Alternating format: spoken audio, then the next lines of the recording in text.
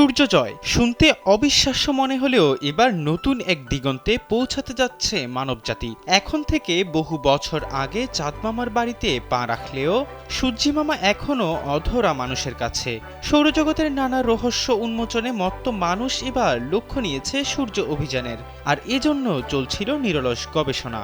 অবশেষে সূর্যের বায়ুমণ্ডলে প্রবেশ করতে যাচ্ছে মার্কিন মহাকাশ সংস্থা নাসার একটি মহাকাশযান। বলা হচ্ছে নাসার তৈরি পার্কার সোলার প্রোব মহাকাশযানকে সূর্যের সবচেয়ে কাছাকাছি পৌঁছানোর মিশনে পাঠানো হয়েছে। এটি সূর্যের বাইরের বায়ুমণ্ডল, যাকে করোনা বলা হয়, সেখানে প্রবেশ করবে। এই অভিযানের মাধ্যমে সূর্যের কার্যকলাপ এবং সৌরজগতের অজানা তথ্য উদ্ঘাটনের লক্ষ্যে কাজ করছে বিজ্ঞানীরা। বাংলাদেশের একমাত্র মাল্টিন্যাশনাল টাইলস ব্র্যান্ড আরএকে সিরামিক্স। এই মিশনে পার্কার সোলার প্রোবকে চরম উচ্চ তাপমাত্রা এবং ভয়াবহ বিকিরণের মুখোমুখি হতে হবে। মহাকাশযানটির চারপাশে দেয়া হয়েছে বিশেষ কার্বন যৌগের আবরণ, যা 1400 ডিগ্রি সেলসিয়াস তাপমাত্রা সহ্য করতে সক্ষম। তবে অভিযান চলাকালে কয়েকদিন ধরে এটি পৃথিবীর নিয়ন্ত্রণ কক্ষের সঙ্গে যোগাযোগ বিচ্ছিন্ন রয়েছে।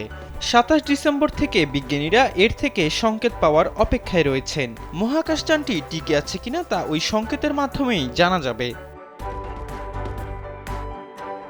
পার্কার সোলার প্রোব এর আগে 21 বার সূর্যকে প্রদক্ষিণ করেছে। এবার এটি সূর্যের পৃষ্ঠ থেকে মাত্র 38 লাখ মাইল দূরত্বে গিয়ে নতুন রেকর্ড গড়তে চলছে।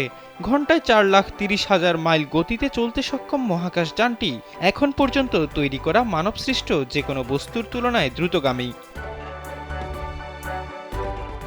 বিজ্ঞানীদের মতে অভিযান সূর্যের বাইরের বায়ুমণ্ডল সম্পর্কে বহু অজানা তথ্য সরবরাহ করবে। বিশেষ করে করোনার তাপমাত্রা কেন এত বেশি সে রহস্য উন্মোচিত হতে পারে। এছাড়া সৌরবায়ু, যা চার্জযুক্ত কণার প্রবাহ হিসেবে নির্গত হয় এবং পৃথিবীর চৌম্বক ক্ষেত্রের সঙ্গে মিথস্ক্রিয়ায় মেরুজ্যোতির সৃষ্টি করে, তা আরও ভালোভাবে বোঝা যাবে। সূর্যের গোপন রহস্য উদ্ঘাটনে পার্কার সোলার প্রোবের এই মিশন বিজ্ঞানীদের জন্য নতুন দিগন্ত উন্মোচন করবে বলে আশা করা হচ্ছে।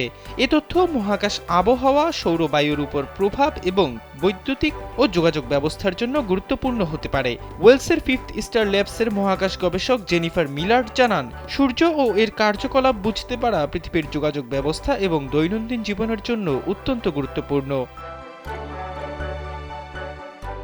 এহসান আব্দুল্লাহ, কালবেলা ডেস্ক।